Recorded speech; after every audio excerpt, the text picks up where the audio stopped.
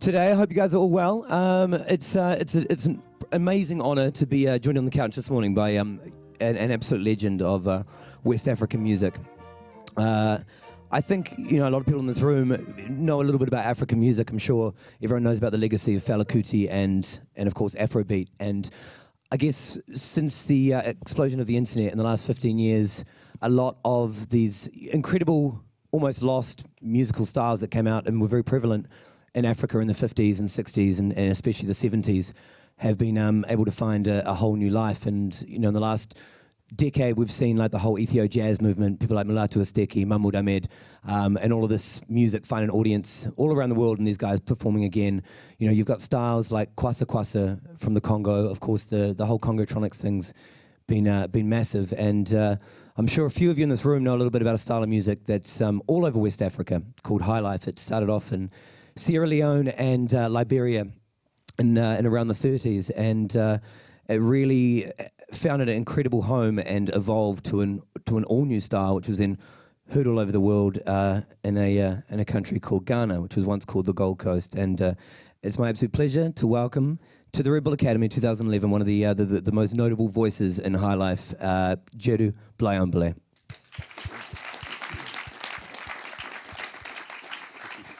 How are you, Gyedu? I'm pretty good.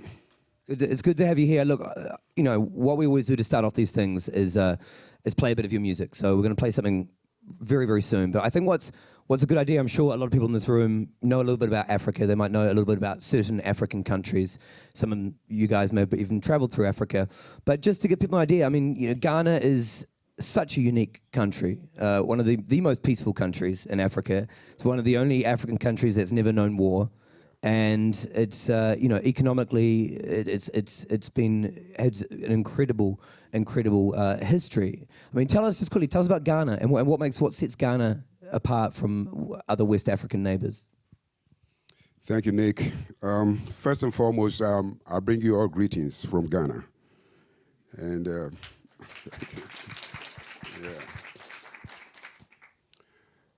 Ghana is a very beautiful country. You're talking about the population is about closer to 25 million now.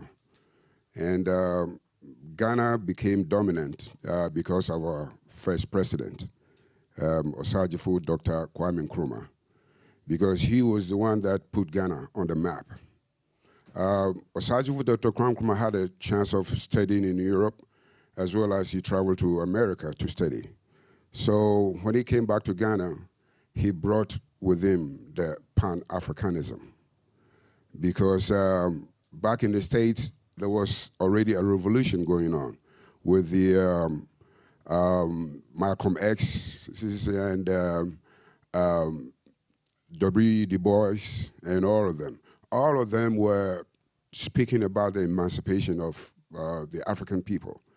So Kwame Nkrumah attended school over there, and coming back to Ghana, he brought the same concept back. When he came back, we were under the British rule at that time. And Kwame saw it fit that we became independent, because there is awareness. Everybody is trying to be independent and all that. And us being ruled by the British people, Kwame Nkrumah felt that it's time for the British people to leave Ghana to the Ghanaians, to mind their own affairs. So it became something huge for Africa. We had our independence back in 1957, and within a short period of about 6 years, closer to about 8 African states also obtained their independence, because Kwame Nkrumah taught them how to obtain independence. So from there on, there were lots and lots of establishments. Kwame Nkrumah established so many like factories. Aside from that, a lot of businesses and everything was put into place. Whatever that we were rubbing shoulders with the colonial masters with, Kwame saw that we can man our own business. You guys were even like had factories producing cars and everything, yeah, we were producing radios. 50s. Yes, we were producing radios, we were producing cars. We were producing sugars, we were producing clothes, and all that. So there were a whole lot of factories that Kwame Nkrumah put together. And Africa, Ghana came up there. We knew that from South Africa, Nelson Mandela and all those were fighting for independence. But if you talk about the person that really brought Africa to the world map, it is Kwame Nkrumah. I tell you what, I'd love to talk a little bit about Kwame Nkrumah later on, and also the link with music for him. But what would you say about Ghana right now? Tell us about Ghana present day, and just quickly, you know, how would you define Ghanaians? You know, we're going through a lot of changes right now because of the domination of the westernized music and all that. Because the younger generational guys are looking up to America. The rappers, and they're following the way they do it. You're talking about the way they dress, you know, wearing their pants on the, you know, way down there. They're also doing it. You know, everything that is in connection with Americanism, you know, the younger ones are doing it. But there's been a gap. That shouldn't have happened anyway, but there was a big gap that information wasn't being passed on to the younger ones. Education wasn't being done, so they took it upon themselves to exercise what they see on TV and all that. But right now, changes are coming back because the younger generation guys have done that, and they've seen that whatever that they're doing doesn't belong to us as a people. So now they're realizing that, and they're coming back to what we're going to be talking about, because music and everything started way back. And in starting way back, we've gone through changes from from marrying the Western style of music into what we have in Ghana and all that. And, you know, that has come up with so many forms of awareness. So we'll be talking about that as time goes on. All right, so the first track we're going to play is something from it's the Apagya show band, which is yourself and one of your oldest friends, your dearest friend, who's another one of Ghana's most legendary musicians, a guy called Ebo Taylor. Yeah. How long had you known Ebo? How did you guys meet?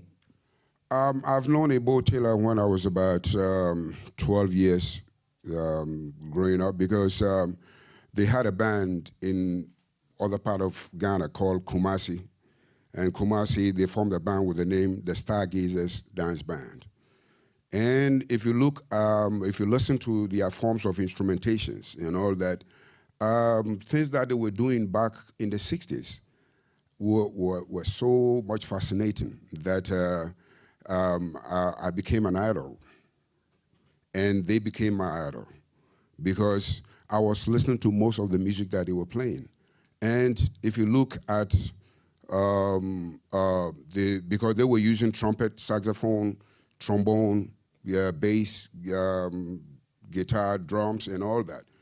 And the way they incorporated what they've learned from the other side of the world as to what we have in Ghana, it was very fantastic. And Ebo Taylor was a very good guitar player. And I fell in love with the band. And at that age of about 12, 13, I was following this band. I remember where my mother lives, there was somebody who sells records closer to where my mother lived. And at any time, that's where I go to eat. And when I'm going, I would stand by where they sell the records, and I would stand there for almost about 3-4 hours because the music got me stuck there. I couldn't leave to go and eat. Even I forgot I was hungry. You know, and Ebo Taylor and all them, the things that they were doing, the music that we were playing was so good to me, and eventually it came to a time that I met him face to face. It came to a time that we all play in the same band together. And we're still friends, and we're still playing together. And these are some of the guys that opened my eyes, opened my ears to music. All right, so let's listen to this track right now. It's called Mumude. It must be noted that you are a multi-instrumentalist. You originally started out playing bass, you also play sax, but what you're most famous for is obviously this voice, this very unique voice. Yeah. So just quickly, what year is this track we're about to hear? I think that might be in the 1973, 74. So when you hear a track like that, when you hear that track, what does it take you back to? Well, that voice you heard is my voice.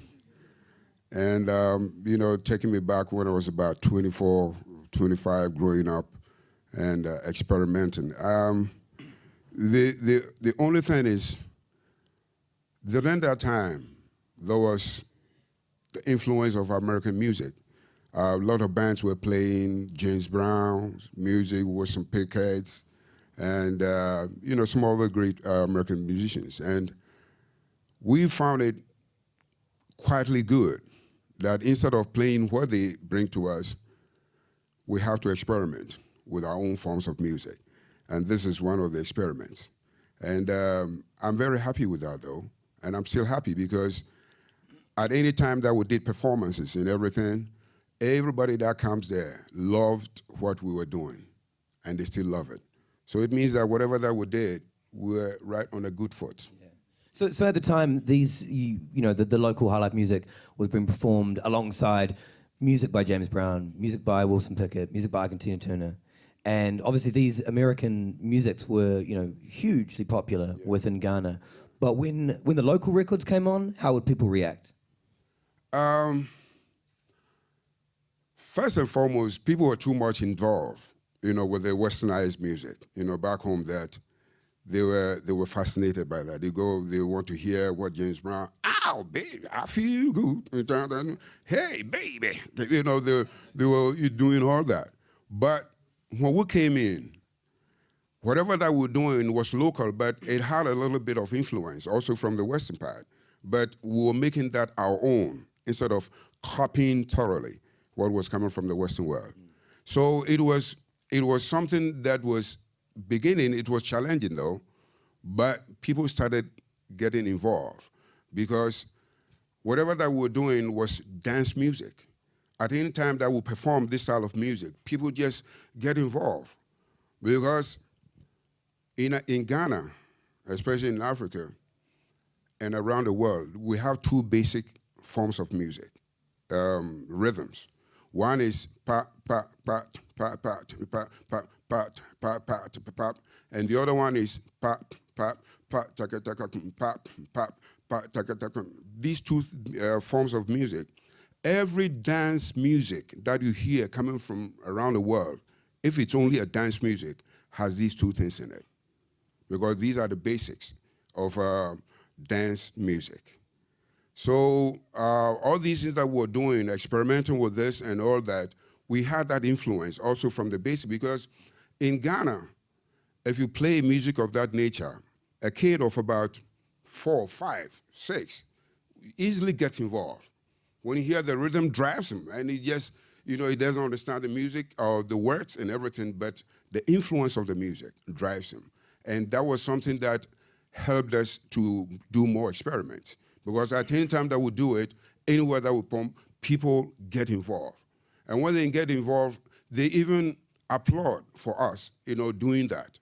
So it motivated us to do more of that. I think for people to kind of really get, what you guys are doing and just how revolutionary it was with combining, the original Highlife music with these American influences, we should really go right back. And we'll play something from a guy called E.T. Mensah very soon, we're going back to the 50s. And when Highlife began, it was essentially just congas. It was the rhythm, and it was guitar. And then these evolutions happened. But for the historical side of things, how did the music come about? When did Highlife first start being heard in Western Africa? Because of the colonization that happened in Africa, some of the black people that were taken away from Africa to Europe, Caribbeans, and in America and all that, met different kinds of cultures over there, but they never forgot what they had with them before going. So when they got there, in turn, that became whatever that they were playing. To me, it was Highlife, but they were calling it Calypso because of different cultures they met there. In coming back, it came to a time that there were free slaves and all that. Some of them were asked to, you want to go back to Africa? Or you want, and many of them say, yes, we want to go back to Africa. So they came. And when they came with that style, because at that time Spanish guitar has been introduced and all that. So they came with it. And when they came with it, we have one format of music that we play. It is based on the chords of 1, 4, 5 chords. So every music that you hear,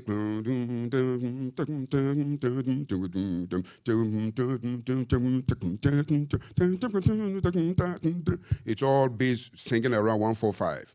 So when they brought it, it was fascinated. You know, the Africans found it fascinating. So some of them also learned that form of that guitar.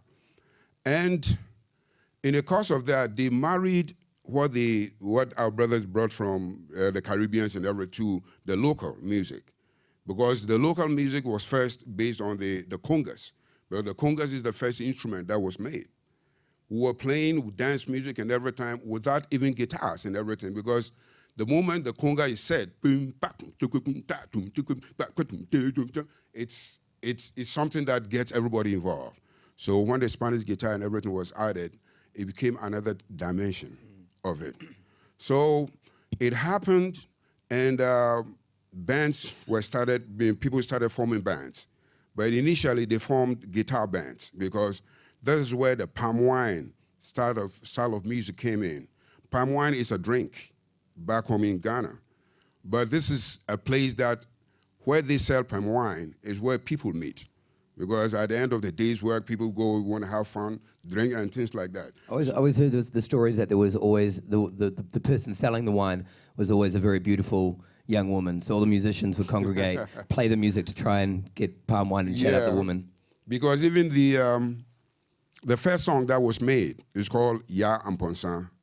Ya Amponsa is a name of a very beautiful lady. And you want to say something? No, I was going to say that's what we're going to play right now, yeah? Okay. And that beautiful lady, you know, men were fascinated by that beautiful lady. So they go to where she is, and she'll be selling. And when they play the guitars and other people come around, they'll bring their congas, they'll bring their claves and all of that, mix it up, and it's a party time. And so continuously, this was happening, like every evening, because at the end of a day's work, people want to go to where it's happening. So they always go there. And this is where Yamponsa came in. And the meaning of the song is a very beautiful lady who cannot keep a man. Because every man wants her. So they put that into a song, and that's where it came. So this right now is one of the first recorded Highlife songs. What year would you say this would be? Play it. So there's a guy called E.T. Mensah, who is the biggest star of yeah, E.T. Mensah was back late 40s into the 50s, because he was one of the first guys that started introducing trumpets, saxophones, and everything into the guitar band form of music. So E.T. Mensah, as a matter of fact, opened the eyes of all the musicians to be able to add other instruments to the forms of music that we have. So that's the experiment of that. Right. E.T. Mensah, Yabo Mr. So Yaponsan. And again, the translation is? Yeah, Yaponsan. That's what I was saying, that she was too beautiful that she couldn't keep a man. There's examples of Highlife recorded. And it's funny what you're saying about, you know, that is, it's so similar to Calypso. It is like Calypso music, essentially. It's incredible, it's beautiful. I guess, you know, one of the things about Calypso music is the primary function for Calypso, and I'm sure most people in the room know about Calypso, the style of music from Trinidad and Tobago. Calypso music was essentially, you know, it was a musical form to be there, to have a platform for, you know, the Trinidadians to speak out. So lyrically, it was full of social commentary, the gossip, you know, what was going on at the time, angry about the political system or the price of milk. Was it a similar thing with the lyrics? Like what kind of stories were being told on these versions, these Highlife tracks? Basically, it's been the same, because, you know, Africa, we were passing on information from mouth to mouth. So socially, what wasn't going right in the vicinity or in the community, we use our mouths to let people know. And that is coming out of rhythms and everything, because we have a gong, that if an information needs to be passed to anybody, when they hit a gong, gong, gong, gong, gong, gong, gong, gong, gong, danesi mumbro mumbro meche, danesi mumbro mumbeche. Now some is saying that gong, gong, gong, say the king is asking you to come, because there's an information that we need to pass it on to you. So that was coming on. Basically, this is with Africans. We think about socials, we think about the do's and don'ts of society and all that. So when the music, the guitars and everything came, it helped us to even spread it even stronger. Whatever the music that you heard, if you listen to it properly, you will hear the bass. The bass is a standing bass, wooden bass. The horns and everything. During the colonial masters' time, they brought instrumentations, horns and everything, and they brought them through the military. So they were using that for marching songs from the military, and some of us took it away from the military area and brought it back to the civilian part of it. So every music that we hear coming from Africa is talking about something that is happening within the community. It's been a way of life, and that's still what we have. All right, just before we move ahead in time, you wanted to play another track that you bought, which is a really good example of this really early form of Highlife. Yeah. That's strictly more rhythm and guitar. Can you remember the name of the artist on this track? When you play that here. What was the guy's name? You can't remember? Yeah, I'm a UK's. UK. Oh, right. Yeah, Okay. yeah, Cool. that's a UK Nyami. The one that's singing is I forgot his name, but UK Nyami is a band leader. He plays clarinet as well, and he put a band together, and they were very, very popular back on, because they were traveling from region to region, playing, performing, and when they travel, they also have like a comedy whereby they tell stories about life. So they use that to educate the people about the do's and don'ts of life. And after that is done, then the music. So I've taught you, I've given you an information, now let us all enjoy. So that's where this music comes in. Can you remember the first time you properly, I mean, obviously growing up, Highlife was all around you, this music was all around you, but can you remember the first time you really heard it, really felt it, and was like, wow, this is the music of my country? Yeah, in growing up, right from my infancy, it was all over, because the radios and all that were playing music from that era. When I was about 8, getting to 9, the reason why we got closer to this is this music is played when there's outdoors, when a baby is born and things like that, and people want to celebrate, they come, they play this music. When somebody passes away and that person is being mourned, they play this style of music. So when we were kids, we just go around. And, we set a full set of instruments, drums, bass, guitar, and they were playing. I remember what really fascinated me was the drums. Because when I look at the drummer using his hands and feet all at the same time, I say, wow, and different combination. The right hand is playing something different, left is playing something, the kick is playing, hi-hat is playing. So I said, no, that's what I want to learn. But these are all the older musicians who are performing for us to be close, to be able to know and feel what we have. And when I was about 8, 9, and things like that, I knew that this music, because this is the music, like I said, when it's played, children, the middle, and the old, everybody gets involved. This is a style of music that puts everybody together. Were these bands that we're hearing now, were they just having success in Ghana, or they were traveling all over West Africa? Basically, it was in Ghana, but some had a chance. Some of them had chances of traveling to other West African countries like Nigeria, Ivory Coast, Sierra Leone, Liberia, and all that. Because the Decca Records, right? Yeah, Decca Records was in Ghana and it was recording these musicians on a two-track reel-to-reel, and after they will make records and start selling them, some of these guys from other countries, they come, they buy them, they take it back, and after they play it over there, they want the band to come because they also were happy with it, what they were hearing. So, as a matter of fact, Decca Records did something good because Decca Records helped our music to be spreaded out. With Decca Records, and you're talking about a time, this was post 57, so it was after Ghana had gained its independence. Was it British engineers? Your work was it run the record label was run by a British team? Yeah, because they came with their own reel-to-reel tapes. They came with their own engineers and everything. So a big band will be set right here. We only talk about apart from even this small band, the big bands with two trumpets, two trombones, and two altos, and two tenor saxophone, baritone. And if you hear the recording, that using only two tracks, the whole band had only one microphone. And the vocalist had one microphone, so it's done.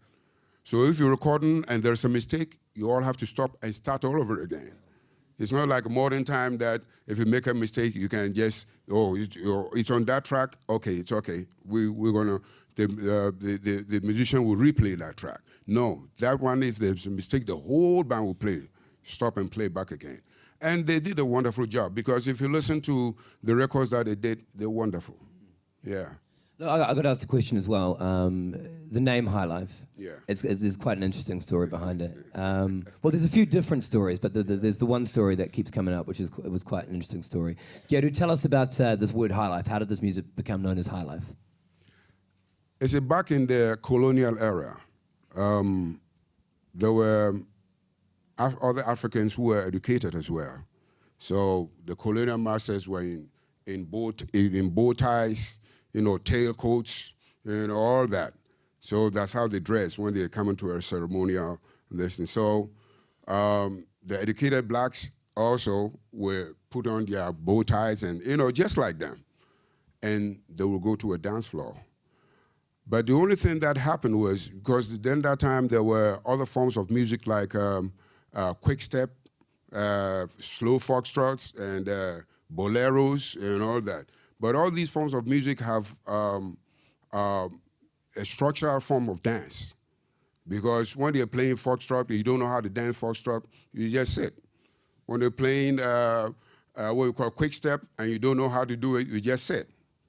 So some of the Africans also learned how to do the foxtrots and all that. So when the colonial masters were doing the foxtrot, they would also be on the floor, doing the dancing with them. And the other Africans who wouldn't have money, to pay to go to the dance floor, they would be standing back. So when they see the other Africans dancing with their colonial masters, oh wow, these people are leading high life. So because the forms of music was on like every week or every 2 weeks or something like that, there were dances and things like that. So those that don't have money, we say, these are brothers, they are leading high life. Look how they are in their tailcoats and this. And so it's like they've taken themselves away from us because now they are rubbing shoulders with their colonial masters. So that word high life got stuck. As a matter of fact, that shouldn't have been the name of this form of music. Because this form of music, there's a name back in Ghana we call it Osibi. If any of you knows about the African rock band that got very popular in London called Osibisa, I don't know if you've heard about Osibisa because that name came from the original name for that. It's called Osibi. So we should have eventually called that style of music Osibi, but it turned around. Now it became high life. So everywhere we go, we say, you want to listen to high life music? Then they play you the Osibi music. So that's how it got stuck. Now everywhere in the world you go, you have high life music? High life? What music is high life? But that's how it's been. So we've taken it and moving on. Look, you touched on it when you first started talking. 1957, Ghana became independent, and it was led by one of the greatest thinkers, the greatest minds, the most educated people Africa ever knew, a man called Kwame Nkrumah, who took the teachings of Du Bois and a guy called Marcus Garvey, and he really was the first African leader to talk about Africa for Africans and predicted this neo-colonialism and was an incredible man. Yeah. If we can go back to 1957, I know that you were, you're just a tiny Gyedu. Yeah. But can you remember the day that Ghana was independent, the first African nation to become independent? What was the feeling like on the street? Well, for you to, those that don't know Kwame Nkrumah, those that haven't seen him before. Do you want to take, okay.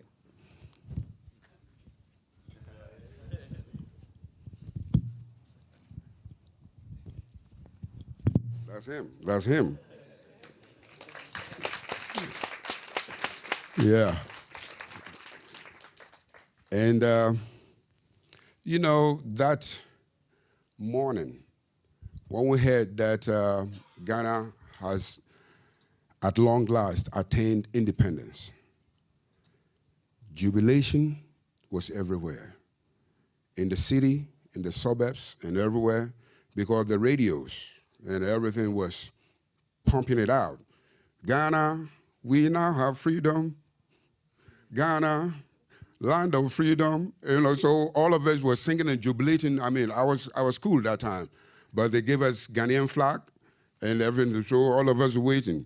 Ghana, we now have freedom. No more colonialism. Ghana, land of freedom. And it was jubilation everywhere. Everywhere, everybody was jubilating. I remember where we were from school. They gave us the flags and everything. We went through the streets, jubilating. From there, we went to a park where all of us met with bands and everything, where the band started playing music of independence and everything. And, I mean, I've never seen a day like that in my life.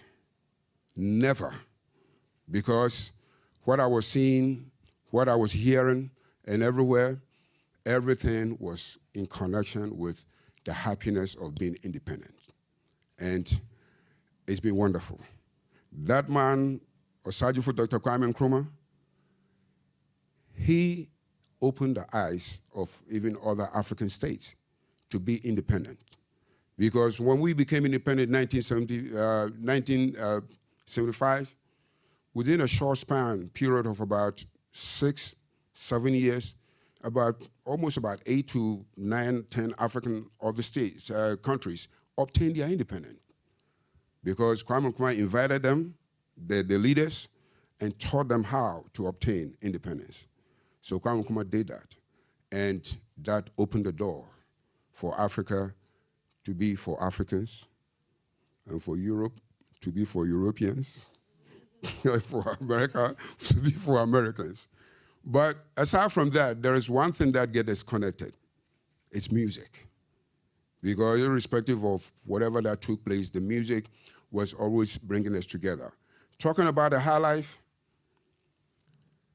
was the only music that was able to bring the colonial masters and the Africans together.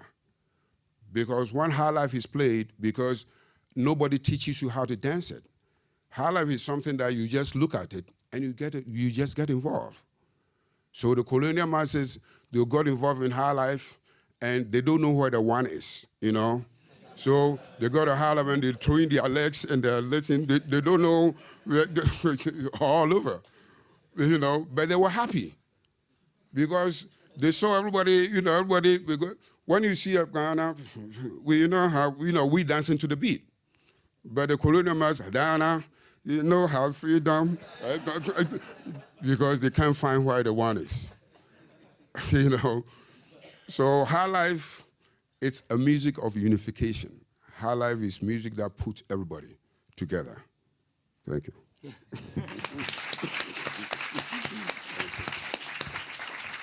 One of the great things about Kwame Nkrumah and the legacy of Kwame Nkrumah when he was in power, Kwame Nkrumah really believed in the power of music, really believed in the power of music, and he believed so much in the power of African music. And it was at a time globally when, you know, I think a lot of people in the Western world had this image that most Africans lived in the jungle, and it was poor, it was starving, it was whatever.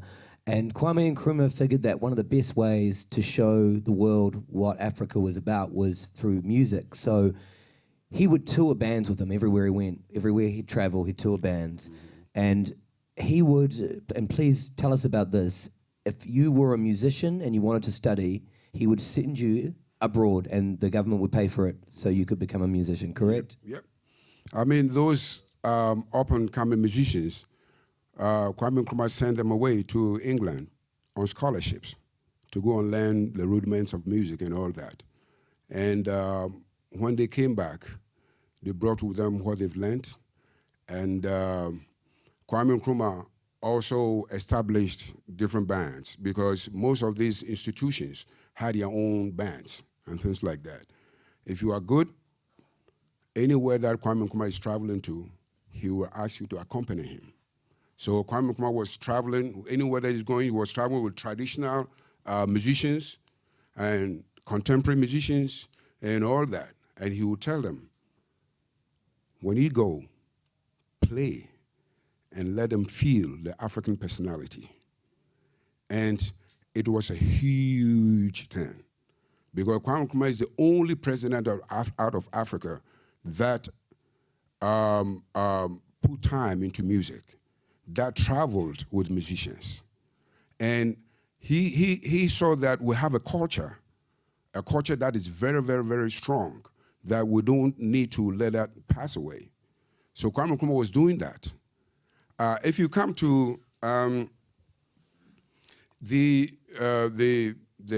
Western style of music, I think, like what my brother Nick is saying, a disservice has been done to the Western people from the Western world because they've painted Africa like Africa is safari, jungle.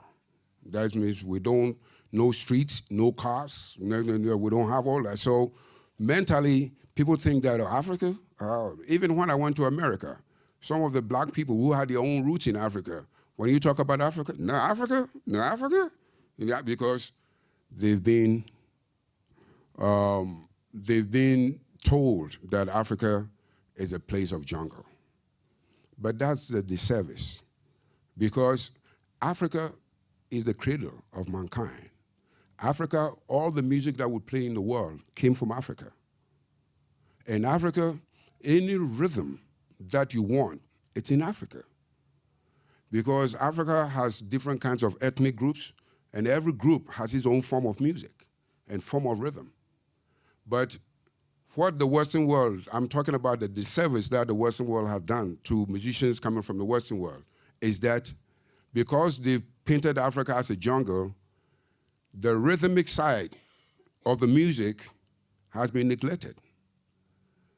When I look at music coming from the Western world, they're too much into playing scales, arpeggios, and all that aside from that, they don't have anything.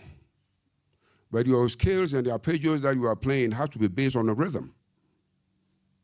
And if the rhythm is not there, it's like the music is playing is hanging. So that's the kind of disservice, because whatever that you are playing, you're doing wonderful. You know your instruments and everything, you play it perfectly well. But if you come to Africa, that is what your music side and everything is going to be complete. Because the rhythms and everything that is going to make you experiment from what you know and add it to what we have, it's not yet done. So I'm saying this based upon the fact that if Africa was painted back as a safari, Africa is no safari. Save some money and come and see Africa yourself, and come and mingle with the African musicians, because there's a lot to learn. You know, me coming from Africa, when I went to America, there were so many things I didn't know when I was in Ghana, I was in Africa. until I went to America. So whatever that I saw and learned from America helped me to be complete because I have the basics. So if I add what I learned over there to it, it makes me complete. And this is what's going to make you complete. And that until you come to Africa, you're never going to be complete. Gyedu, should we play one more track kind of at the end of this period? We're talking kind of like 63, 64, before this really experimental stage started kicking in when you started performing yourself. But we'll play this track by T.O. Jazz, which is, in my mind, one of the most beautiful Highlife tracks of all time. It's one of my favorites. And I believe T.O. Jazz actually was a byproduct of the studies abroad that Kwame Nkrumah put in. So you can probably pronounce that much better. Owo Adadami. He says that Owo Adada means it's like death. You know, death has lied to me. You see where the name of the track is coming from? He said death has lied to me. So, you know, philosophically, this is how Africa would do. Because every name has a very great meaning. And if somebody says death has lied to me, the one is going to explain that in his music for you to know why death did that. So that's where they're. So because of that, she's not going to come back in there. So that's what she's trying to explain. So around the same time was the time that you started your first band. You were how old? What year was it? And tell us about your first band. My first band was called Tricky Johnson Sextet. Tricky Johnson was a guy who played with E.T. Mason. He was a guitar player for E.T. Mason. So we heard earlier on. Yeah.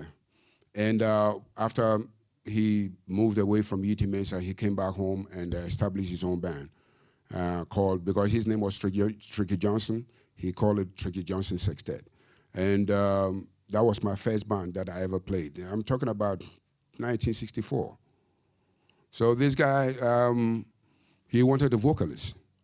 So I heard about it, and I went to him. I said, yeah, you want a vocalist? Yeah, I can sing. You can sing? What can you sing? But then that time, we were listening to music from James Brown, we were listening to music from Sam Cooke, listening to music from Ray Charles and all that. So I told him that I can sing What I Say from Ray Charles. Oh, yeah? You can do that? Then he picked up the guitar.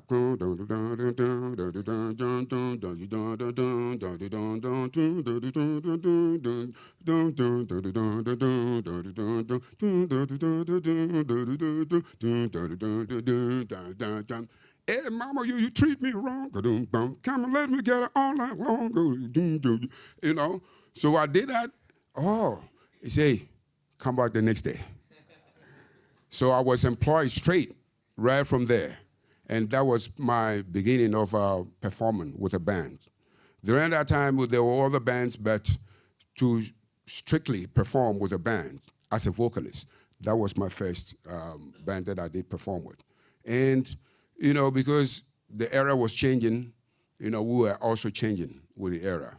So that's how it happened. Tell us about the shows. I mean, what's interesting is I think everyone grows up with knowing this notion of swinging London, right? This time period in London. But simultaneously in Africa, you know, Addis Ababa, which is the capital city of Ethiopia, had this whole scene which is called the swinging Addis scene.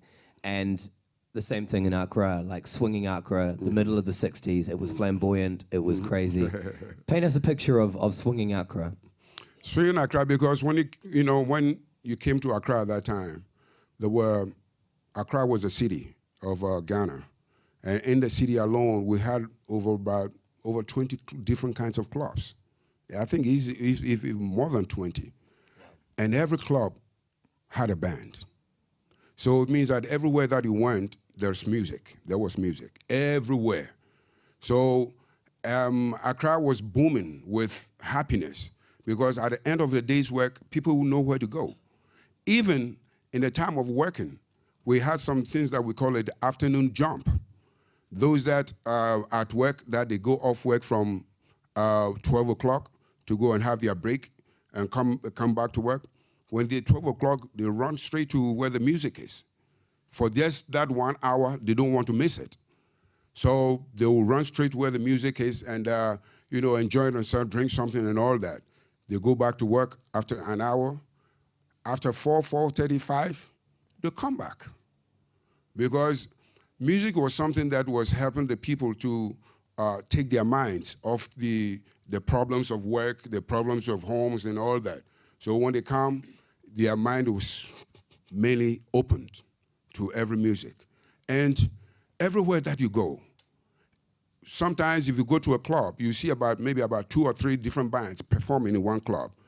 When one band finishes performing, they go to another club to go and have another performance. So music was everywhere. Everywhere that you go, the way people dress and things like that, the way people, because the influence of America and Americanism, was heavily right there. So you see people dressed like, the way American dress, they're walking like, yeah, hey, man, what's up, man? Yeah, hey, man. That influence was rather pushing people. And it was bringing enough, putting people together. And the music was doing that. And it was wonderful that that name, Swinging Accra, came, because when you enter into Accra, you'll be part of the swingers. Going back to, in terms of the musical influence, one element that had such a strong influence on not just Africa, but all over the world, was a radio station called Voice of America. Obviously, during World War II, American army bases popped up all over the world, from Eastern Europe to Guam to Okinawa, and of course in Africa. And with longwave, all of a sudden this American radio station was being pumped out all over the world. And would you say this was one of the first times, because of the radio station, that you were hearing American music for the first time? Yeah, it did help, because in the radio, the Voice of America, they had a program called the Jazz Hour. And that Jazz Hour, they were doing it from 10 p.m. to 11. And this is where they were playing music from Count Basie's and Duke Ellington's and Charlie Parker's and Dizzy Gillespie's, Wes Montgomery's, Jimmy Smith's, and all that. So where I lived, I didn't have a radio, but there was a jazz fanatic who lived in the same building. And at every 10 o'clock, he switched on to the Voice of America. And I'll go stand by the back of his window. I'll stand there for the whole hour, because there was a radio DJ called Willis Conover.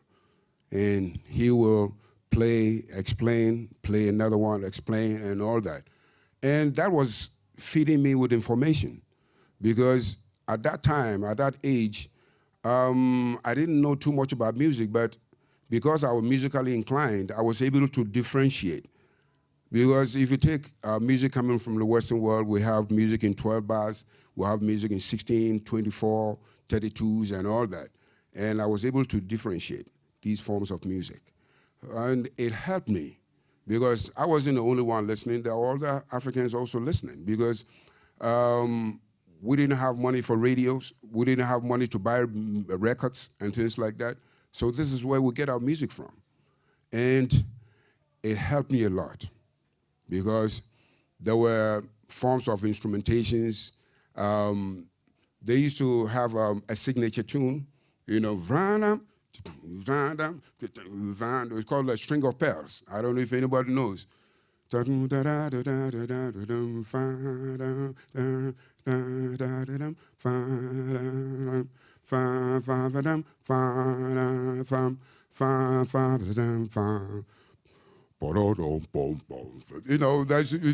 it had different arrangements to it. And it was making us to see the different forms of music, the introductions, the bridges, the endings and all that. So that man did a good job, especially for me.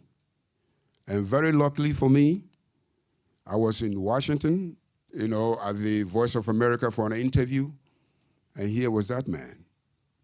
I was shocked to see him. When I told him about what he'd done to me when I was growing up, he was so fascinated that, he had to, embrace me. And it was good because of the communication between the Western and Africa. And around a similar time, Louis Armstrong came to Ghana, and it was the first time someone from America, well, the first time a foreign, non-African artist had played in Ghana. Can you? I mean, you weren't old enough to go to the show. Yeah. But was that a really big deal when Louis Armstrong came to town? Oh yeah, we knew Louis. Louis was back, in the 30s, 40s, 50s, and things like so. We were hearing of him, though we hadn't met him face to face, but we were seeing his pictures and all that. So when we had our independence and our president of Sergeant Dr. Kwame Nkrumah invited him to come, it was phenomenal. Because this man came at the airport. Music was played at the airport. He came with his trumpet, and he was met by E.T. Mensah. Well, E.T. Mensah, E.T. Mensah was very popular at that time. He had some records out as well. So E.T. Mensah was holding his trumpet. And here, Louis Armstrong was holding his trumpet. And they didn't play any of Louis Armstrong's music. They played the Ghanaian music.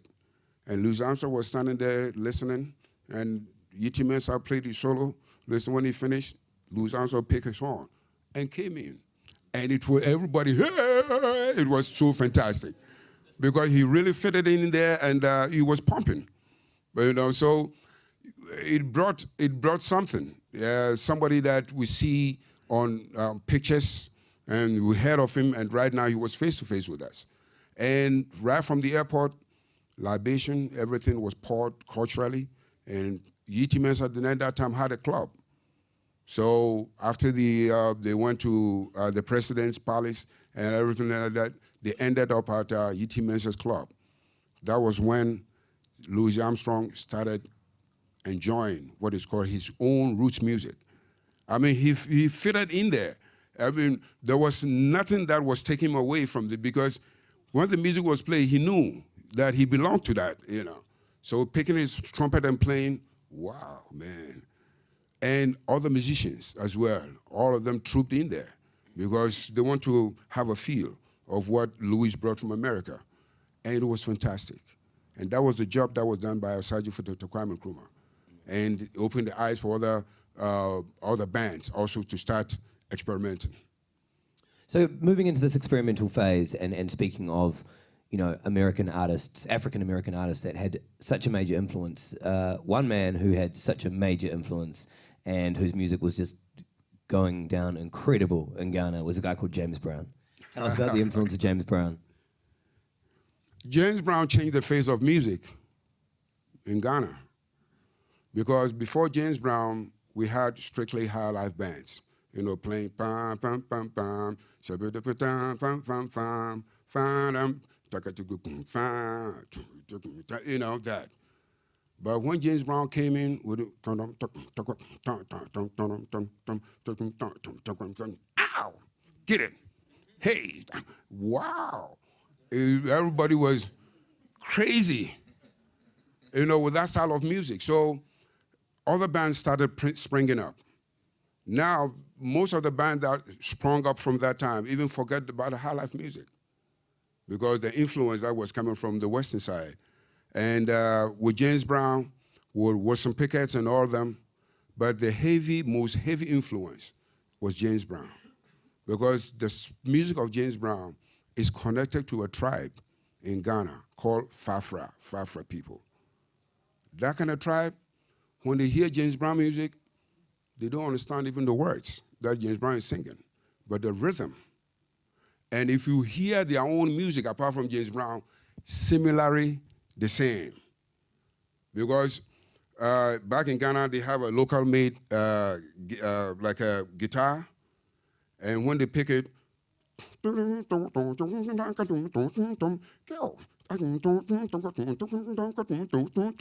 ow, get it, babe, get it, ow. So when they hear James Brown music on the same platform, oh, they got crazy, because babe,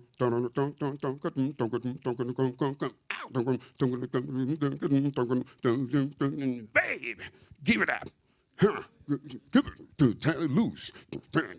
It's the same thing. So if you look at the features of James Brown, and look at the features of those people from that tribe, the same. So James Brown lineage is from that tribe. So James Brown turned everything upside down. When I say upside down, I'm not saying bad way, but in a very good format. And that was the strength of James Brown. And James Brown changed because during that time there were school bands. Even some of the schools had their own bands and everything. And all the bands, dance floors that you go, all of them, they are playing American music, whereby James Brown music was more dominant than other forms of American music.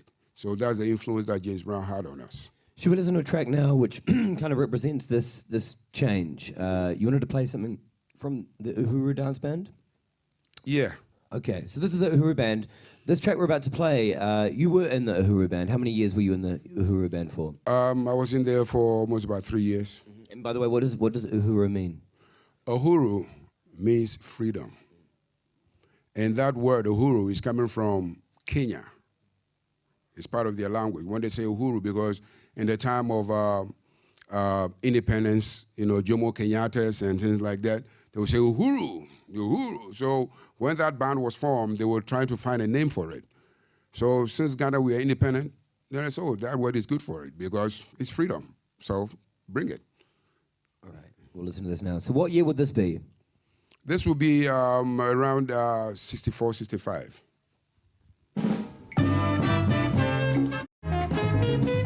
That's the Uhuru Band? Yeah, that's the Uhuru Band. Which you were in for how many years? For 3 years. For 3 years? Yeah. And was it with the Uhuru Band, by the way? That was the first time that you got the opportunity to travel and play, correct? Yeah, I did travel with them to Nigeria. My first recording that I did was through the same band. And just to go back to the music, you can hear some jazz influences. You can hear Duke Ellington's influences and the Kambe, all in that. These were something that we were doing back in the 60s. So as the Western world is thinking that we're living on trees, we were enjoying right under heavily. So that's it. So Uhuru, was an influential band because when the president was traveling that time, he did travel with his band and things like that. So somebody came to record the band, and he came to my room because I was a bass player for that band. So he came to my room, we were talking, he said he's come to record, and I said, oh, you come to record? I have some songs as well, and things like that. So, okay, let me hear it. So I picked up the guitar and played. I said, oh, yeah, we'll add it. Yeah, it's nice music, let's add it to it. And lo and behold, when we finished the recording, my music became the most popular music of all the recordings that they did. And for your information, when you go back to the Guinness Book of Records, they say that Sugar Hill Gang and all that, they were the one who brought rap and things like that. That's a mistake. It looks like somebody never did his homework very well, because I'm the one who brought rap music in the whole world, because commercially, I was the one who recorded rap music. Should we have a listen to this track? Yeah, let's do it. Okay. All right, so this is a very famous track, recorded in 72, released in 73. Yeah. And as Gyedu was saying, it's the first commercially available, the first time a rap was recorded. Gyedu is obviously titled, is given the title as the man that brought rap music to Africa. It's the first person in Africa to rap on record, but could quite possibly be the world as well. The world. Okay. It's a track called Simigawadu. What does it mean? Simigawadu is like Igwa. Igwa in our language means a seat. Igwa means a seat. So when we say Misimigwadu, that means I'm sitting on my seat. And this is basically pertains to the kings. When there's a double being held and the king is sitting down, and when the music is being played and the king gets fascinated with the music, gets up and dance a little bit, it becomes the ultimate. So after dancing, he's come back to sit on his stool as a king. So Missimi Guado. And I looked at that, I said, no, I'm the king of that. So I'm going to give you that title. Yeah. The Simi Guado. Thank you. Thank you so much. Simigawadu. So, okay, so the other thing in there that's interesting, as you're saying, quite possibly the first time a rap was ever recorded on record. Yeah. The other thing that you'll notice in that section is that, something that is very much became a staple of hip hop in terms of the block party sense is the notion of call and response. Yeah, because call and response is something that is in Africa. Every music is like that. So in Africa, when you get up, then they play to the man saying that, hey, about the bull fruit. When you say bull fruit, then you say bull fruit. About the bull fruit. About the two bear. Onu ye kakru. About the pano. Musin there wate. Samana her, Samana, and then they play to the mames, Samana her, just a Eba. So this is what it is. The rap is an African thing. So if I can ask, one of the main lyrics you're saying bullfruit. Tell us what is a bullfruit? Bullfruit is food. It's just like what they call donut. Yeah. When you think about food, people become happy. Because James Brown was doing it.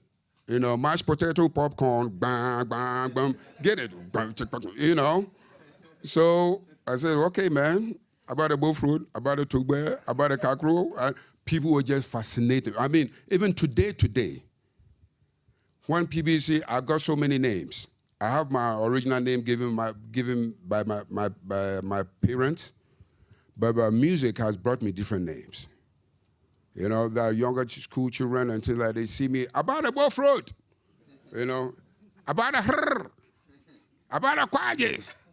And anytime they say that, I say, yeah, bullfruit, yeah, quadges, yeah, and things like that. Because if you've been able to come out with something that will influence, the younger generational kids, I mean, I love it. But rap itself is an African thing. Apart from me putting it on vinyl, or vinyl as a commercialized music, among the queens and queens, we have people who are linguists among the kings.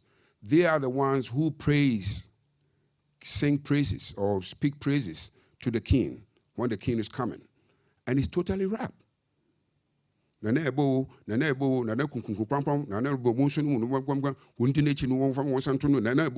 totally rap. It's some that fast pace of speaking is right there. So hearing that rap music is coming from America is like that's what it is. It's not what it is, because whatever that is happening to our music is like what is happening to our mineral resources. Like the gold. You get gold from Ghana, Africa, take it to Europe or America, go and refine it, and come back and resell it to us. It's the same thing they did to our music.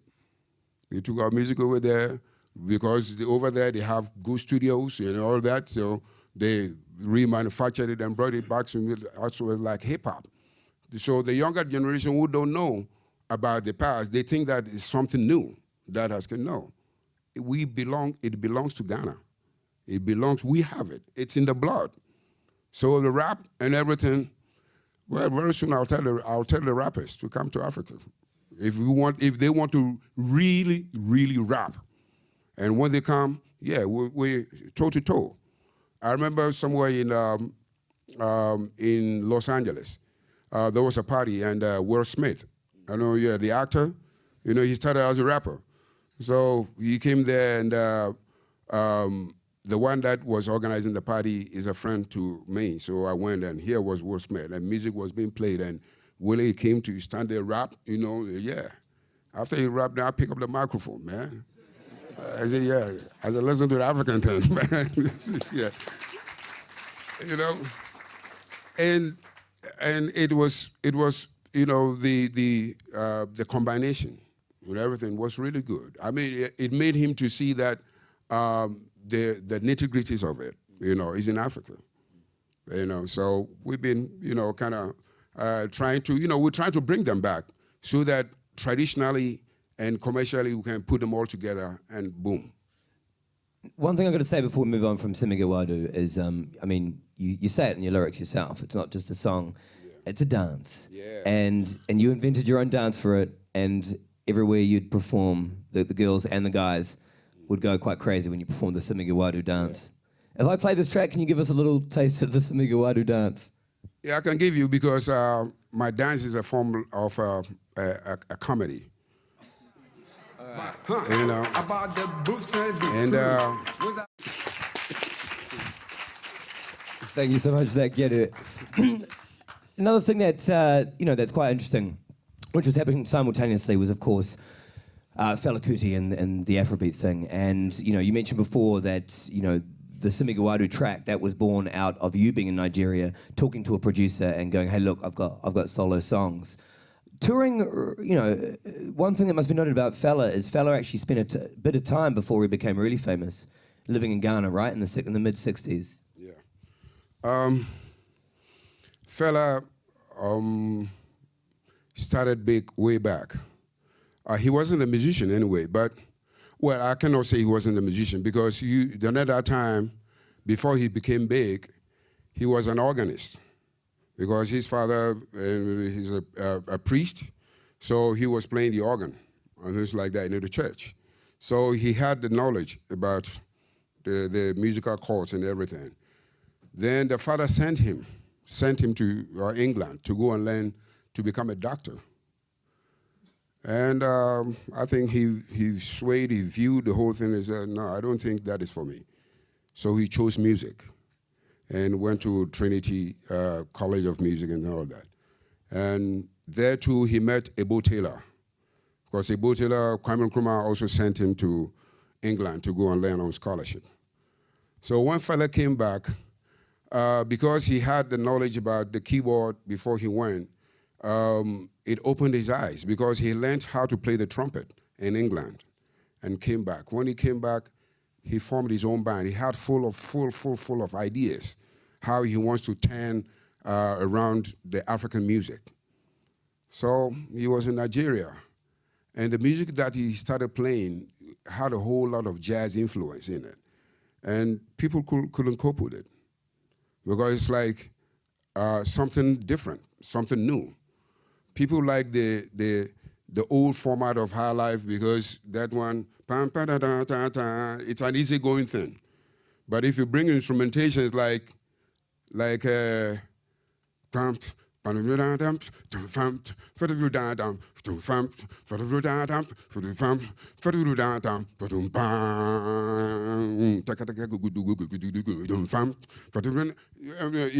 people take time to try to analyze, where you're coming from.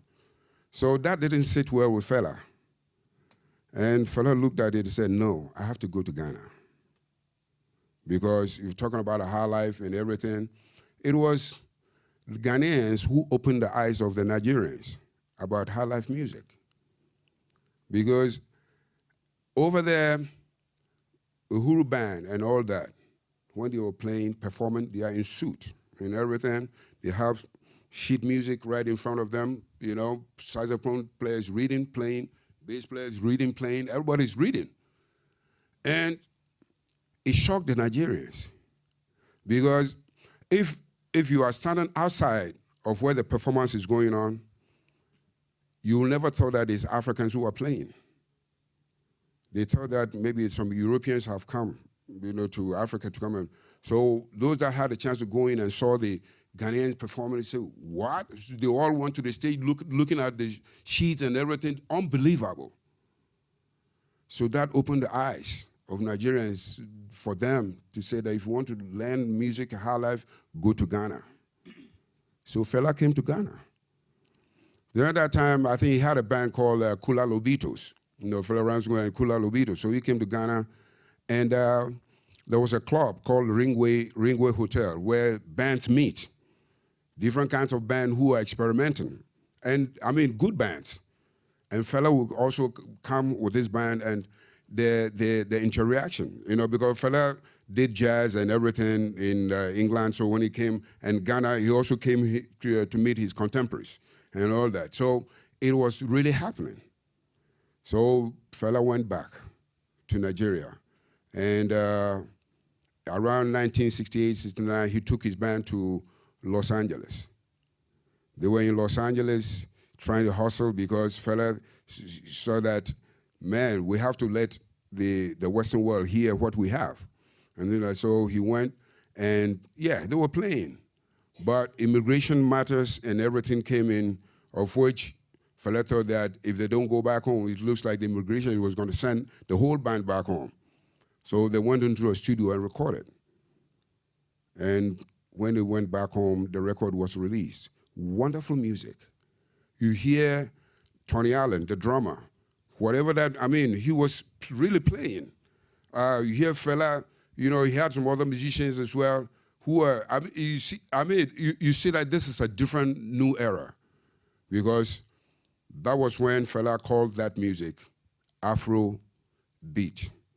Because in America, he had the influence of, he met a girl, and the girl introduced Malcolm X and all that. So socially, politically, Fela took that and went back to Africa because he saw that most of the African governments, are not doing good to their own people. So he started singing about them and all that. But Fela is a musician. He writes his own music, the instrumentation, horns, bass, and everything. He writes everything and gives it to them. And when they play, because he's from the Yoruba tribe of Nigeria, Yoruba tribe has that also some minor influences, because most of the music is based on minor, So that became an influence. And the Afrobeat, boom, took on. When he recorded things like John Koku, Fanam,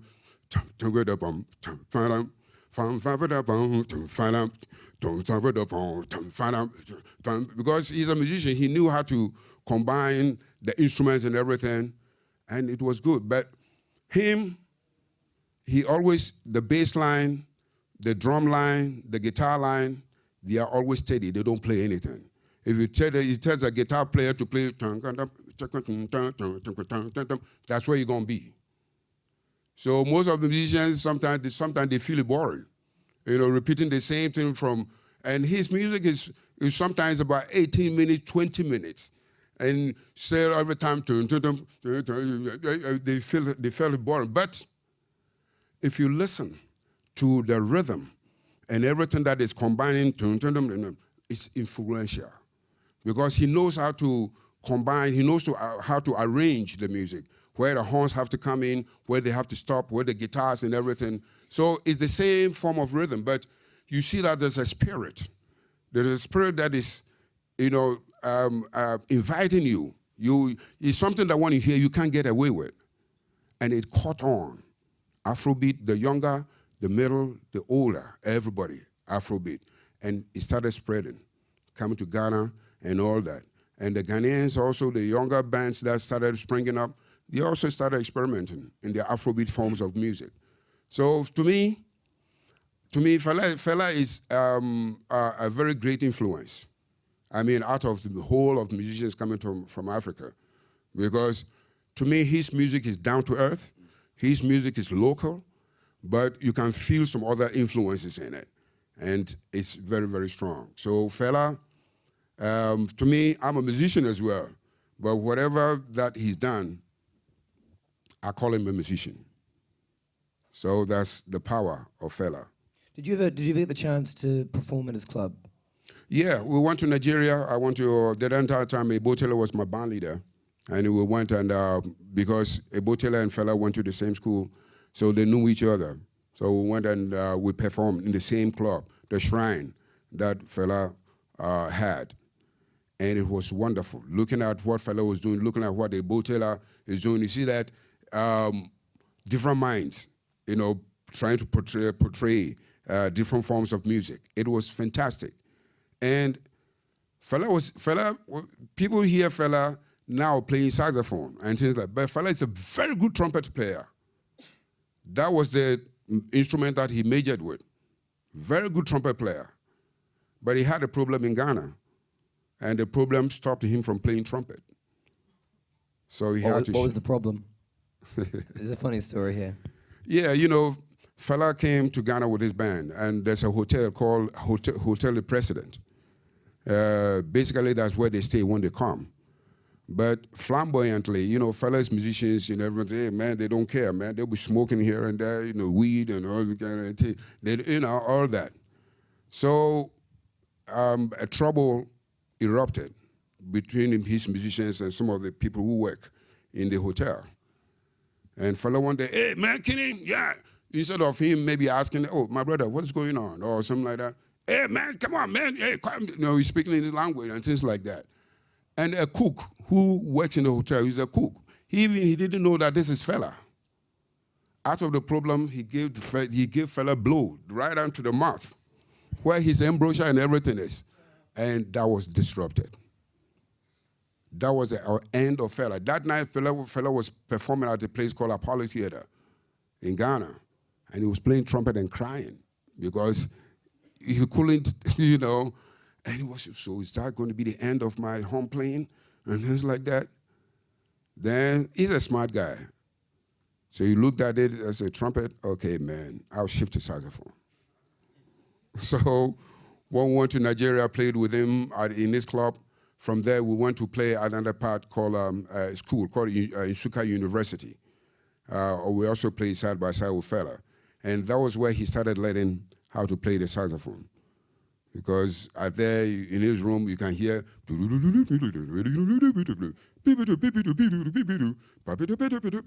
know, learning these scales and all them kind of things. So that made him to move away from trumpet to saxophone. But I love him on trumpet. I love him on trumpet. But he's a musician, so he knows his way around anyway. Whether it's the saxophone or not, he knows what to do to fit, you know, into his style of music. So that's what made Fela to stop playing trumpet. Gyedu, I'm just, at some point very soon we'll throw it over to everyone here, and I'm sure there's some people that would like to ask you some questions. And I know you've got so many stories, we could be here for a long time, but unfortunately everyone sat through a very inspirational 4 hours yesterday. I'll try to make sure everyone gets the chance to get a lot of studio time today, without a doubt. I want to play something else right now. Just you keep mentioning Ebo Taylor, who was, you know, still to this day is such an incredible musician. And I'd just like to play everybody another Apagya showband track. Okay. This is a track called Kweku Anansi. Yeah, Kweku Anansi. What is this track about? Kweku Anansi is a trickster. You know, he's a trickster. So what he did was he cultivated a farm, you know, with his family. And after the crops grew and everything, he wanted to enjoy that alone, without his family. So Kweku Anansi told his family that something was going to happen to him. But if he passes away, if he dies, he wants to be buried in the farm. So something happened. We don't know whether he pretended or not. He pretended that he's dead. So they took him to the farm, buried him in the farm. And every night, he gets up, the crops, whatever that he wants to eat, you know, he cooks and everything. Yeah, when he finishes, then he goes back in there, like, because he knows the time that the family will come. So that time that the family will come, he goes in there like, so when the family come, they see that it looks like somebody had, you know, come and, you know, disrupted the farm because they see that many of the fruits and everything has been plucked out. So they looked at that. It happened a couple of times. Then the son of Kweku Anansi, he said, okay, I know what to do. So he carved a human being, you know, and put glue on the human, he put glue on all over the human being and left it. Then at night time, when Kweku woke up from his grave, he saw somebody standing there. Then he went, huh, what are you doing here? Who told you to come here? So when you speak to that, because it's a dummy, the dummy, no reply from the dummy. Can't you hear what I'm telling you? Don't you hear what I'm calling? Who told you to come here? Then the dummy, speechless. Then, you know what he did? He slapped the dummy. Bah! So when he slapped the dummy, the hand couldn't come back again because of the glue. You stuck right there. They said, won't you leave me? I will slap you again. Then he took the left one, bah, slap him, then both hands also get caught. Then, so you're not going to leave me, I'll boot you. Then he hit him with the leg, bah, the leg got caught, then he got stuck on it. So the next morning, when the family came, here was Kukwana stuck on the dummy. Then the wife asked him, but I thought you were dead. So you were the one that the farms and everything that we cultivated, you are the ones that have been reaping from the farm and all that. What have we done to you? We are a family. Why wouldn't you hold on and let us all enjoy it? But because you are selfish, this is where you are. So that is the story.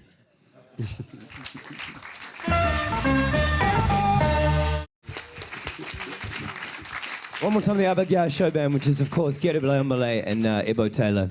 Yeah. You and Ebo, you're still really good friends. You're still working together. Very much so. We've been together since when I was a kid, and I've grown up to be his friend, and in the field of music, and we're still, sharing and performing. He's been touring these days, and we're thinking of going back to the studio to be able to put some things together. He's an influence, so I don't want to miss him. He's about 76 now, but he's still kicking. So I want to find out the secret why he's still kicking. so that I can also be around here.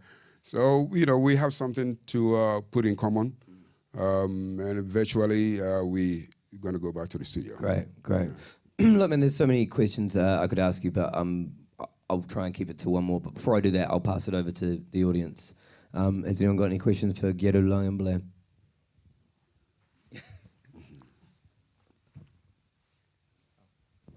I'm a bit interested in today in Ghana. How do most people find new music? Is it still the radio big thing? Because in Sweden, radio has really had a big decline, and everyone is finding new music through the internet all the time. Although I'm a big fan of radio, and I still find it really interesting to listen to someone selecting music for you and not only getting it through, different marketplaces. So can you tell me a bit about that? In Ghana right now, the influence of the hip hop and now in Ghana they call it the Hiplife, has influenced the younger generation guys that so much that talking about radio and everything. They are playing more of the hip hops and the hip life music than what you're hearing and all that. But that is also coming from the influences of the telephonic companies, because the telephonic companies are targeting the youth. So they need to use the hip lifers to be able to target the youth. So that has been one side of the influence, and that is also helping to kill the real music that we have. But we've gotten up, because what we have is what we have. We cannot lay it out and pick somebody's and make it our own. So we've gotten back that we want to put all this structural music back, inform the children, educate them, let them know that there is something before hip hop or anything. So don't forget what you have, because you can add what we have already to the hip hop to give it another form of style of music instead of copying totally, the hip life thing. So this is what's happening in Ghana, but we're fighting against it because, these days the world is a global village. You have the world on your phones and everything that you go. So all of them are just out there looking at what's going on out there. But we have to fight. and make them know that culturally we have something. Okay.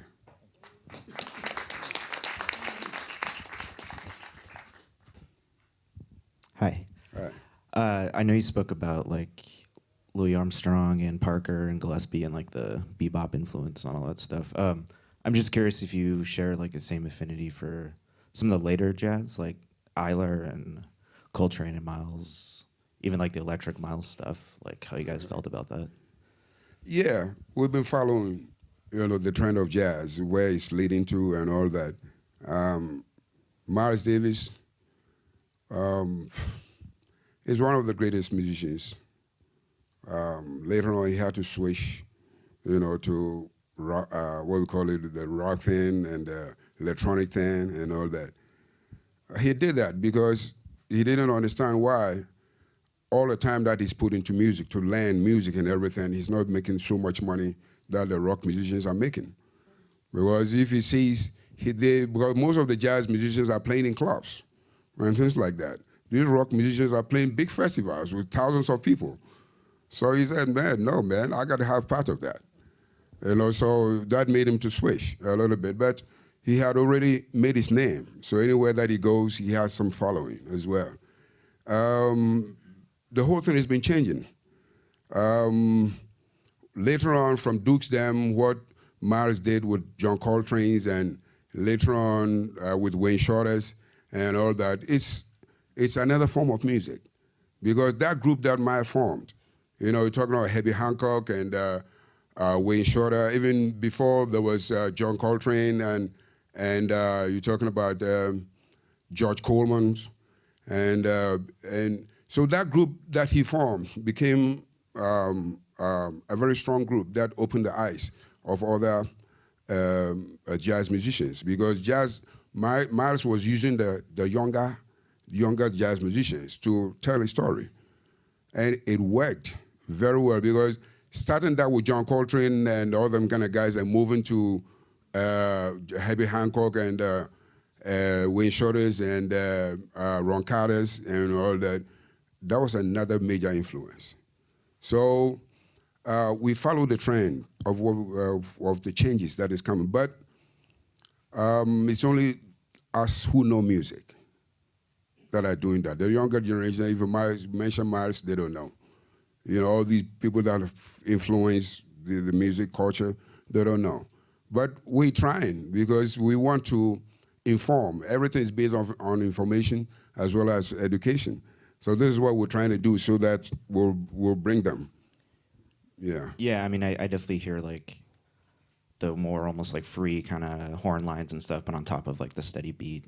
Mm-hmm. And I think it's really cool. Okay. Hi. Right. I have to say my main knowledge of Ghanaian music is from the Ghana Sounds compilations. I have volumes 1 and 2. Mm-hmm. And if you listen to that, then it's like Accra seems so cool. Like the swing in Accra, And there's so many really funky and really interesting and cool tracks on those compilations. I was just wondering if you had any excerpt about, how those compilations came about, or if you think they're really reflective of the scene at the time, because sometimes compilations, they try to get it, but maybe they don't get the whole story or something like that. So just like whatever you think about Ghana Sounds. I think it's something good. I mean, this is something that should have been done by even us to tell our story. You got just to add to that. You've got how many tracks on that album? So many, right? Yeah. So many of them. Yeah. and it's funny. Like there's all these other bands that are on that album. It's like, oh, that's right, you're on that band too. So yeah. I was wondering that if you had a count, but maybe there's I don't know. Yeah. Tracks to count on there. Yeah, it's a really good question. Do you feel that those compilations are a really accurate reflection of that period? As a matter of fact, so. Because the guy, I know that guy, Miles. Yeah, I think his name is Miles. Yeah, he came down, and one good thing that he did was he started to find out. He started going to where he can obtain all these forms of music, and reflective of what he was hearing when he was back in England and what he came to meet. he did a good job because what's on that CD reflects about what was going on back in the late 70s into 80s and things like that. He did a very good job because most of them, you don't hear them anymore. So Ghana Sounds compiling them and bringing it back, yes, that's a good job. And I applaud him for that.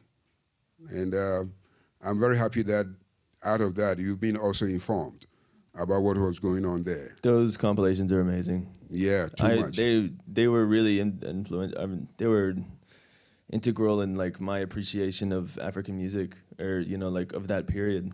Yeah. They're great. I remember I was invited to go and perform in Amsterdam. And going there, they wanted me to play all these music that we did back in the 70s. I said, man, I'm like moving 30 years forward. ago. Yeah.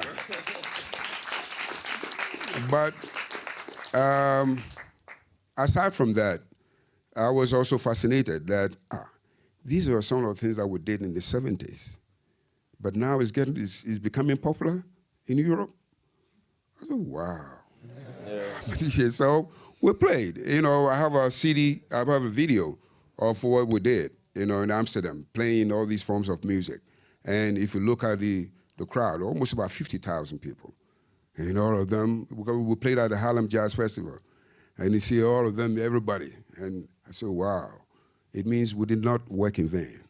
Yeah. And that was what makes me proud. Just real quick, I went to school near Nashville, Tennessee, and I had so many friends with those records on vinyl and everything, like jamming your stuff at parties. Oh, they did? Yeah. They're good to hear that. Because, basically all of that we're doing was party music. To, make people feel good about themselves, yeah. A couple more questions? I have a question about the, as you called it, the Hiplife culture that's happening right now. Have you ever experienced any artists sampling portions of your music or classic Ghanaian music to make their Hiplife music, or do you find it's purely based on Western sounds? They started with basically Western sounds, but it looks like they've hit a war, so they're returning and things like that. There was some. There was an example of Ebo Taylor. Yeah. Usher. Yeah. What's the song called? She Don't Know. Was sampling Ebo Taylor, right? Yeah, exactly. And there were other three guys, they call them Replay. They also sampled my first record that I was sharing with you. And right now, the Hiplifers in Ghana, right now I've collaborated with about 5 or 6 of them because they're all coming back. They see that I'm the source of that. So they're all coming back for collaboration. So in a nutshell, they became too westernized, but now they've seen that, no, they have to return. So changes are coming, but it's all based on information and education, so it's coming.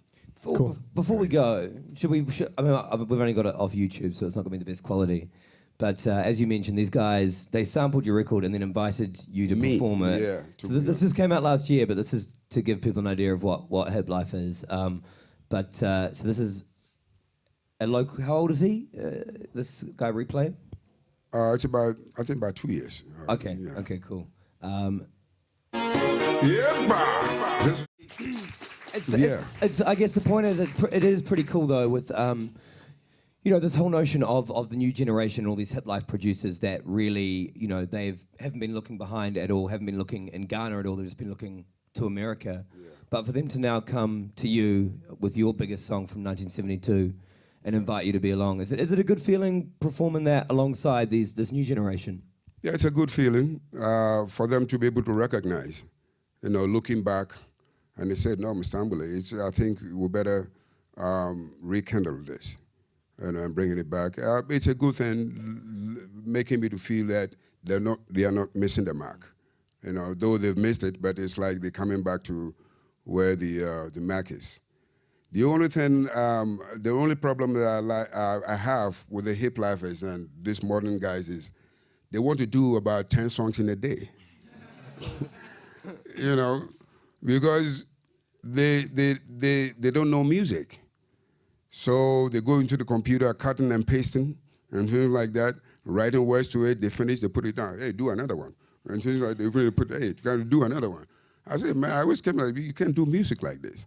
Because you do music to take it out there for people to listen to and buy. You know, we call that sharp music. Sharp music will die sharp. But, you know, so this is the only problem that I have with them, because and we're trying to speak with them that if you're doing anything to take it to the market, make sure that you do it well, because people are not stupid, that you just throw anything to them, they pick it up. So that's what's happening. I think she wants to say that. Hi. Hi. I think in African music, African music is based on repetition most of the time. They take a pattern and they repeat it, and it evolves until the song ends.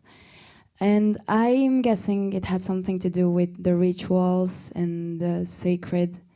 But I'd like to know what you think about it. I'd like to know more about the magical part of the repetition, and what does it mean to you? You know, most of the things I would do is based on rhythms. You know, and when you put a chord to it, mostly Africa, the music is based on maybe 1 and 2. You know, 1 and 2, there's only 2 chords and things like that, and they keep on repeating it.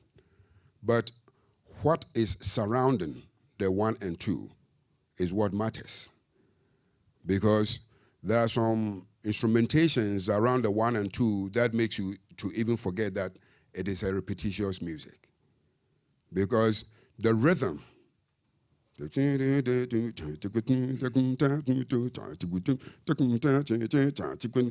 that's what drives people. The rhythm will drive you. And people don't care too much about maybe playing that in a 32-bar sequence. Because, you know, 32-bar, 8, 8, 8, 8, you keep on changing and things like, no. People don't care too much about that. Those that cared about that were the musicians that have learned music, that they want to experiment the 32s and the 16s and the 24s into our form of music.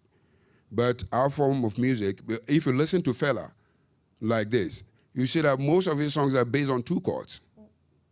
But the horns instrument, the horns arrangement, the guitar, the solos, and everything all makes it very unique. But is this connected to traditional ritual or something? I won't say that is a ritual, but it's a form of music that we are very close to. Mm-hmm.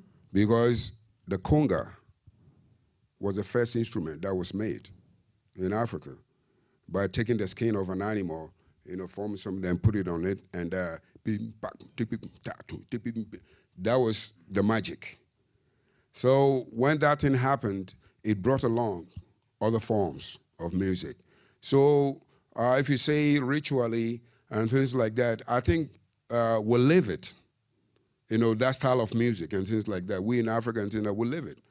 Because if you go to another form of Africa, they will play 6/8. Their music is only 6/8.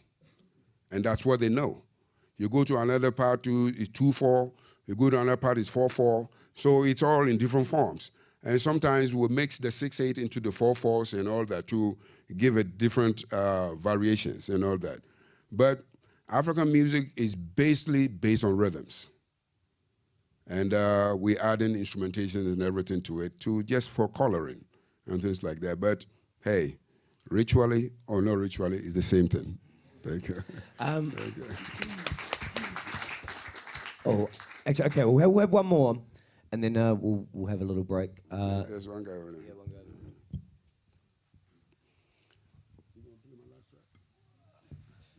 Hi. I would like if you can speak a bit more about the recording process. You said you have in the beginning 2 mics. Mm-hmm. And how did that progress? And in that moment, how would you distribute the musicians in a room to make a mix down, you know? Every mix down and everything was done as you were playing. In the room, right? In the room. Because they didn't have the gadgets to later on take it outside and see that maybe the vocalist was too much or the bass was too much, so let's bring it down to no. So everything was done, and with only 2 microphones, like I said. The whole band will have only 1 microphone in front of them. And it's something that really shocks me myself. To be able to, when you hear the music after it was recorded, you hear everything. You hear bass, drums, horns, everything you hear. The vocalist will be given only 1 microphone. And as they were recording, it's going straight into the 2-track thing. And I think, to me, that was magic.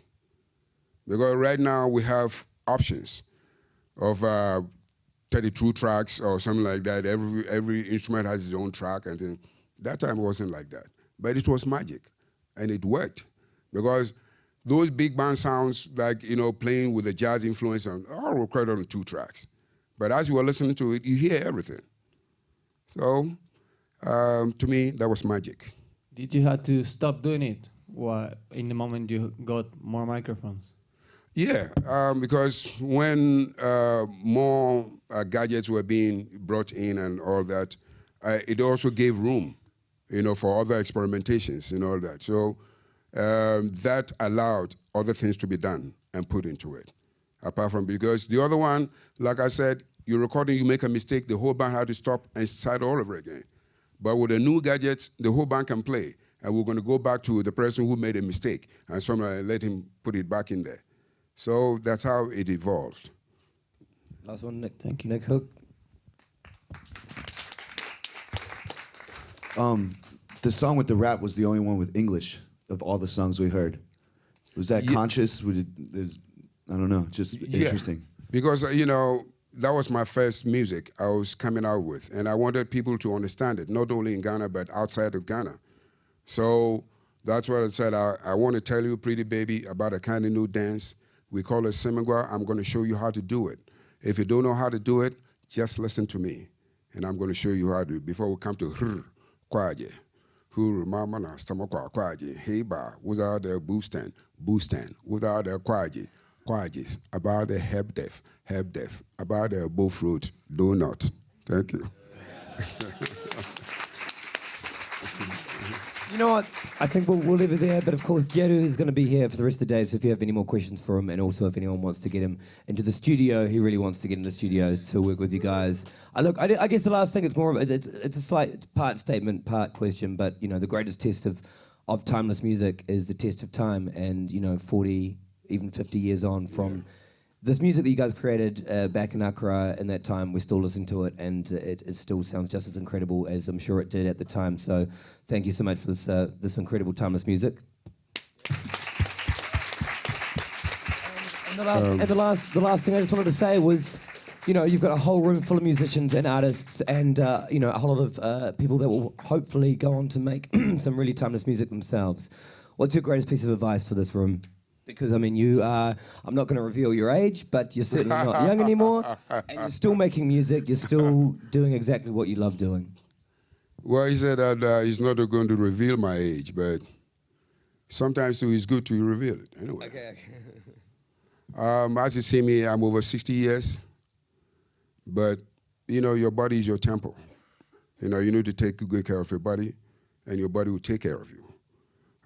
I've had this at the back of my mind for a long time.